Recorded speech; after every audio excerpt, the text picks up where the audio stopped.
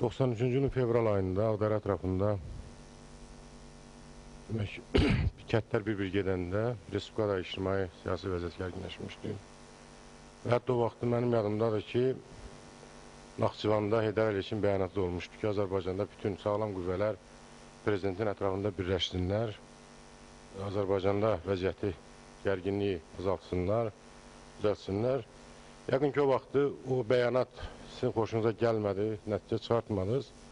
Və mart ayının bunun nəticəsi olaraq mart ayında biz sizin yanınızda olanda, mən və Yusuf müəllim burada oturub bir neçə Kəlbəcəri, mən sizə sual verdim ki, sizin mətbuat xidmətinin katibi Kəlbəcər ətrafında kəndlərin alınmasını siyasi məqsəddən ötər edir. Əgər sizə lazımsa Kəlbəcərin alınması, cəmaatı biz oradan salamat çıxardaq.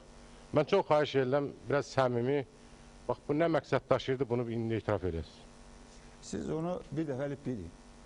Ayaz Mütəllibov haqqında da deyirlər, bizim mənim haqqında da ki, rayonu satıblar. Elə şey olmur. Heç bir prezident ölkəsinin, rayonunun kəndini satmır. O yalan damısı. Sadəcə olaraq gücü çatmır, başqa məsələdir. Heydər Əliyevin o fikri vardı, düzdür. Ancaq bununla bərabər Gəncədə bizim əleyhimizə qiyam hazırlanırdı. Buyurun, siz sual verin.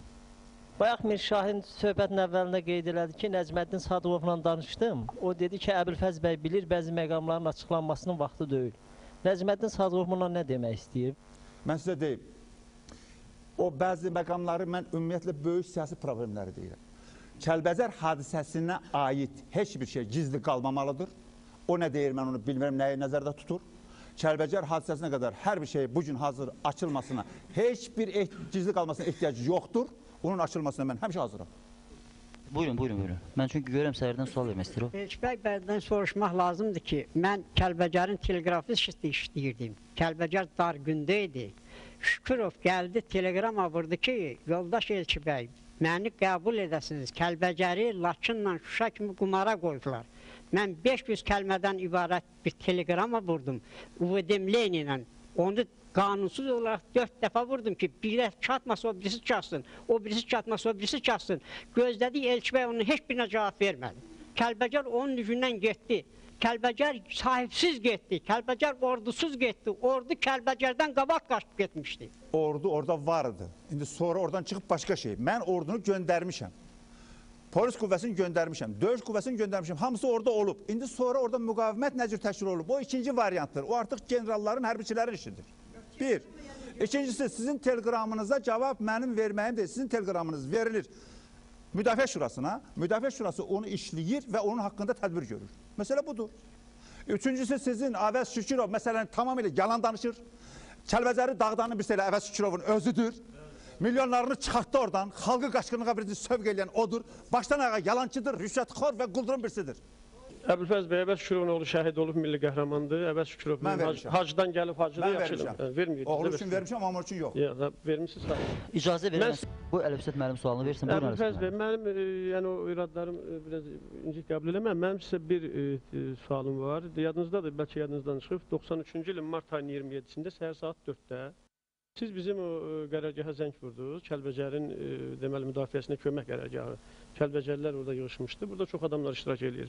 Və o telefon danışına çox adam olub. Biz sizinlə danışdıq. Biraz əsəbi danışdıq. Mən ola bilər mən həddimi açdım. Dövlət başçısı ilə o tonda danışmaq olmazdı, amma məni məcbur eləyirdi Kəlbəcərin real vəziyyəti. Düzdür, müharibə şəraitində bəli, siz mənə dediniz ki, Əlifsət bəy, narahat olmayın.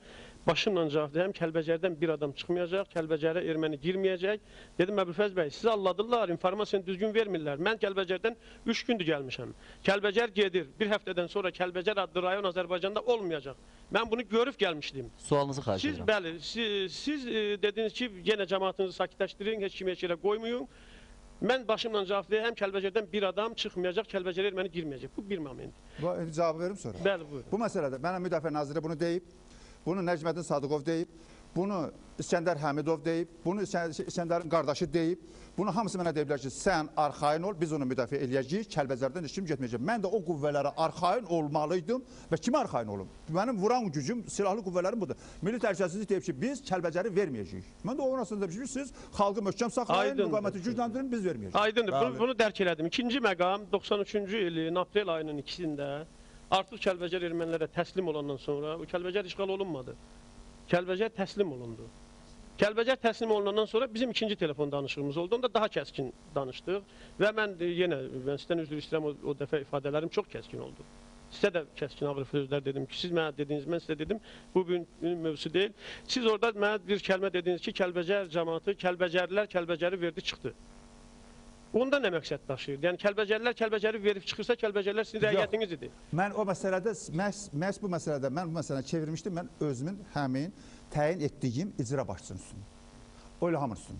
Mən ondan da sonra onunla danışmadım və o məsələdə o adamla dedim ki, sən nə elədin? Çünki onun əlində həm korpusu var, həm silahlı gücü var, həm də bəzi şeylər edə bilərdi. Kəlbəcər gedəndən sonra mənim Vahid Həsənov və Hidayət Elbisal və İskəndər Həmidovun yanında Pənah Hüseynov gəldi. Kəlbəcər artıq gedib cəmaat könlünü almaq üçün, sakitləşdirmək üçün dedi və İskəndər bəy, gəl mən o ifadəmə görə üzr istəyirəm, ifadə mənim deyib Pənah bəyindir. Dedi ki, gəl bu saqqalı devrək hakimiyyəti götürək elə. Buyurun zəhmət olmasa Pənah bəy, mikrofon təqdim edin. Mən Dövlət Müdafiə Komitəsinin üzvü idim və Kəlbəcər məsələsində yaranmış narahatlıq əvvəlcədən axıra qədər aydınlıq gəlməlidir. Dövlət Müdafiə Komitəsi 2 dəfə Kəlbəcər məsələsini xüsusi olaraq müzakirə edib və orada həm Ali Baş Komandana, həm də komitəyə belə bir məlumat verilib ki, Kəlbəcər Laçın istiqamətində düşmən qüvvələri ilə bizim qüvvələr arasındakı nisbət bizim xeyrimizədir. Yəni, səhv eləmirəmsə, canlı qüvvə sarıdan bu birim 1,5-ə bizim xeyrimizə. Top, minamyot məsələsində bir neçə dəfə, 3 dəfəyə yaxın və demək, döyüş maşınları sayəsində də yenə bizim xeyrimizə idi. Sonra ikinci bir məsələyə mən də öz diqqətimi, öz mövqeyimi bildirmək istəyirəm ki, indi biz burada nə deyiriksə deyək, fakt odur ki, bizim Azərbaycan iqtidarında olduğumuz müddətdə Kəlbəcər işğal olunub və biz öz məsuliyyətimizi bununla müəyyənləşdiririk. Burada bəraət üçün müəyyən argumentlər və s. gətirmək məncə yersizdir. Buyurun zəhmət olmasa Hidayət müəllim. Əbülfəz bəy, neçə dəfə dediniz ki, biz hətta Kəlbəcərdə malqaranın çıxmasına da deyir, qayğı göstərirdik, heyvanata. Dedinizmi? Bəs Kəlbəcərdə bir o qədər Kəlbəcəri qırıldı, niyə bir də başsağlığı vermədiniz? Öyle mənim qardaşım, mən özünə başsağlığı vereyim. Nə deyirlər adama? Üzr istəyirəm. Siz dediniz ki, demək ki, mən zadanya aldım, zadaç aldım ki, Laçına getməyə. Düzdür, o sərəncamı almışam. Ancaq Laçın şəhərini götürməyə mən heç bir zadaç almamışam, mənə qoymadım. Düzdür. Sonra Siz da bir də dediniz ki, biz artıq Laçına yaxınlaşmışıq, biz dedik ki, onda götürün. Yox, mənə demədilər götürün. Mənə mən qoymadılar təsəvvür götürün. İkinci sualım sizə. İkinci İkinci sualım sizə. Sizin mənimlə aram bir dəfə biz Yevlaxda görüşmüşük ondan sonra. Bəli. Ondan sonra görüşməmişik. Bəli. Məni Laçından gətirmək Bakıya və buradan da Bakıda məni allatmaq, get Naxçıvana nə üçündür bu? O mənim işim deyil. Axı siz O müdafiə naziri. Komandasınız. Yox, o müdafiə naziri baxırıq. Müdafiə nazirinin ixtiyarı var yerdə adamları dəyişdirməyə. O taktiki məsələdir. Yox, əzizim, müdafiə nazirindən soruşun. Müdafiə nazirinin ixtiyarı var ki, yerdəki korpusun yerini dəyişdirsin və mənə desin ki, belədir. Siz bir ali başkomandan kimi, eyni zamanda Müdafiə Şurasının rəhbəri kimi nə üçün Kəlbəcərin müdafiəsini təşkil eləmədiniz? Nə üçün? Mən deyirəm, səhərdə gücüm çatdığı qədər elədim. Bir belə gücüm çatdı. Hal-hazırda Azərbaycanın baş prokuroru Eldar Həsənovu siz Gəncədən özünüz uzaqlaşdırdınız, Kəlbəcərə kömək eləyirdi.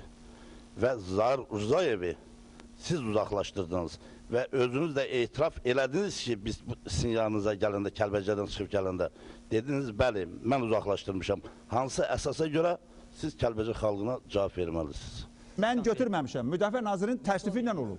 Xahiş edirəm, qısa konkret kim günahkar görürsünüz? Günahkar? Kəlbəcərin getməyində. Bu cürdür. Birincisi, iki qüvvə vuruşur. Azərbaycan xalqı azadlığı uğrunda vuruşur. Ermənisi, Rusu bu azadlığı buna vermək istəmir. Və biz döyüşürük. Döyüşdə Rusiya Ermənistanın tərəfində durduğuna görə biz döyüşdə məğlub oluruq. Bir, bizə qarşı düşmənin güclü olması, gücümüzün çatmamasıdır. İkincisi,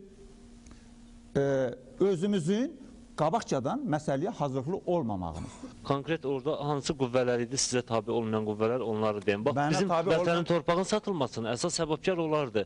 Mənə tabi olmayan qüvvə yox idi. Mənə tabi olmayan qüvvə sadəcə olaraq Surət Hüseynovun başçılıq elədiyi bir korpus vardı. O qoymurdu. Vəssalam.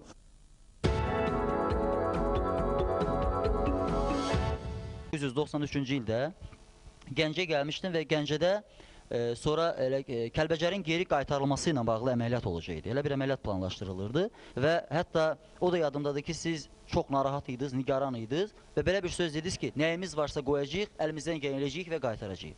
Mən bilmək istəyirəm, nəyinizi qoydunuz, əlinizdən gələn nəyi elədiniz, amma Kəlbəcər qayıtmadı.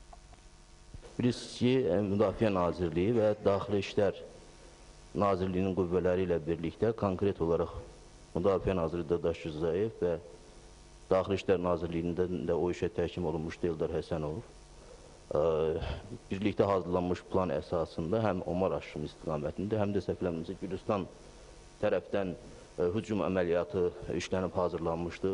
Bu həm Gəncə üçün yaranmış təhlükəni aradan götürməlidir, həm də o dediyimiz kimi demək Goranboy tərəfdən, Gülüstan tərəfdən ermənilərin Omar aşımına gəlmiş qüvvələrini mühasirə almaq üçün nəzərdə tutulmuşdur.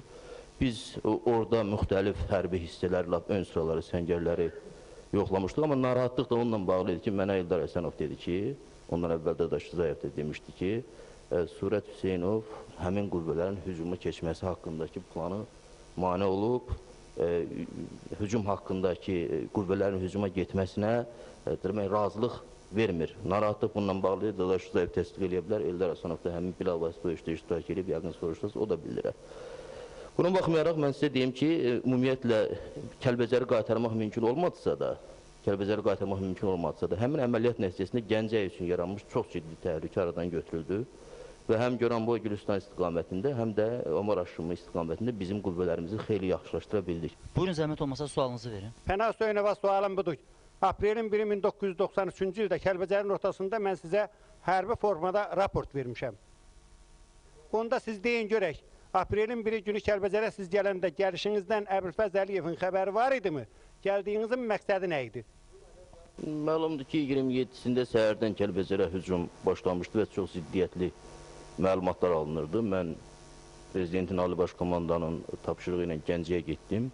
Amma orada da dəqiqləşdirmək ciddi şəkildə mümkün olmadığına görə zəng elədim Bakıya və Prezidentdən icazə aldım ki, mütləq Kəlbəcərə uçmaq lazımdır.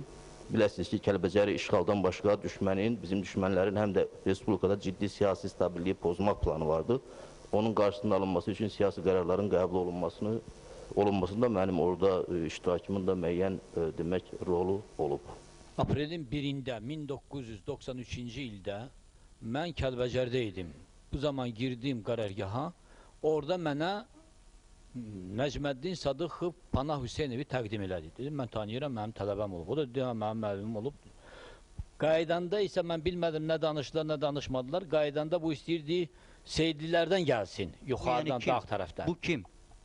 Pənah Hüseynov. Mən isə ona dedim ki, xeyr, mənimlə gedəcəksiniz. Mən onun maşına əyləşdim ortada dəcə, işıqları söndürdüm, gətirdim Qılınclı körpüsünə. Çiçək dağın yanında bizim qərargahımız vardı. Bu dedi ki, mən gedirəm, 12 nəfər də ondan var idi, 12 nəfər də vardı, 10 nəfər, 12 nəfər var idi uşaqlar. Dedim, mən gedirəm, dedim, gedin. Səhərisi Nəcməddin Sadıxov gəldi, dedi ki, Pənah Hüseynov mənə 50 maşın, sursat yox, 50 maşın manevr evləmək üçün, bizim texnikamız yox idi, manevr, misal üçün, rotanı bir tərəfdən o tərəfə göndərmək üçün texnikamız yox idi. O dedi ki, 50 maşın mən Gəncədən sizə göndərəcəyəm. Nəcməddin Sadıxov saat 1-də gəldi, dedi ki, bəs mən xahiş edirəm sizdən, gedin, Laçınlar, Kəlbəcərlər sizi tanıyırlar, Murov dağından 50 maşın qalıb orada, onlar gətirməlisiniz. Dedim, yaxşı, çox sağ olun. Getdim, ancaq saat 3-də çıxdım Xanlara, axşam saat 3-də. Maşın da doludur uşaqlarına. Heç bir maşın yox idi. Getdim Gəncəyə. Gəncədə soruşdum ki, Pənah Hüseynov, yol, bura gəlib, bəs sizə deyib ki, dedi, bura gəlməyib, gəldi, çıxdı, getdi, deyir, biz görmədik onu. O deyir, heç bir maşın yoxdur. Oradan qaydanda gördüm ki, briqada Hacıkətdədir. Kim sizə dedi çıxın? Nəcməddin Sadıxov. Nəcməddin Sadıxovdan soruşuram, bəs Laçında kim çıxartdı o briqadanı? Dedim, Ministr Abarının əmri var. Aydındır. Adım Əlidir, familiyamda Kazımov. Mən onda icra hakimində işləyirdim. Cəmaatın sizin Kəlbəcərə gəlməyinizdən narazı deyil. ta ki toya gələsiniz. Özü də oktyabr, noyabr ayı öldü, dekabr ayıydı. 92-ci ilin dekabr ayı. Hər halda 92-ci il oldu. Kəlbəcərin sizdən narazı qalmanın səbəbi oldu ki, nə o cəmaətin iqtisadi vəziyyəti ilə maraqlanmanızı yığıb bir yerə, nə o zastavalara çıxmadınız, nə də onun müdafiəsi ilə maraqlanmadınız. İsa bəy toya gəlibsə, yəqin ki, toya gəlib də, zastavalara qalxmağa gəlməmişdi. Buyurun.